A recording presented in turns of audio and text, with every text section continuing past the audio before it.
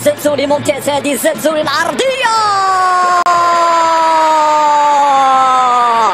الجول مبكر للمنتخب المغربي. برافو العزوزي، أول مرة أساسي، لمسة جميلة.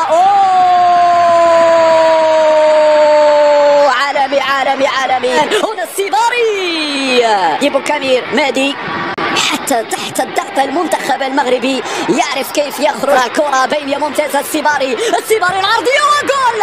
أفضل لاعب مرة الكرة بعد ذلك 1-2، السيباري جول جول جول جول جول جول جول جول. بلاي ستيشن يا ناس، بلاي ستيشن يا ناس. تيكي تاكا هنا مغربية، باللمسة الواحدة يمتع، يتفنن صوت الأطلس والكل يتفاعل مع هذا الهدف الرائع.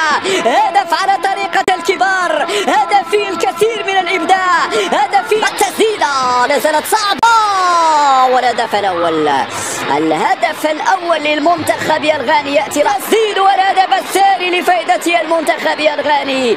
تسديدة قوية صاروخية باليسرى. هنا الحكم ما هو قراره؟ يرفض الهدف. لاعبون الغانيون في الكرة الآن. لاموا يرفع في القائمة الثانية الرأسية، تلافته عنده آدم سور. قراءة المدرب، ممكن الرابع، والرابع جول جول جول جول جول.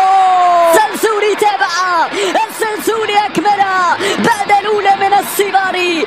يرفع هذه الكرة أركو بعد ذلك، والخامس ممكن الخامس الخامس نعم، يانيس بقراوي وجه لوجه مع الحارس دولي. أنت من صنعت الهدف، أنت من هيأت الطريق. ياسين بقراوي الذي انفرد بحارس وريد. سيباري للجزاء، مرفوع الكرة على بن عروش. علاء يا علاء يا علاء.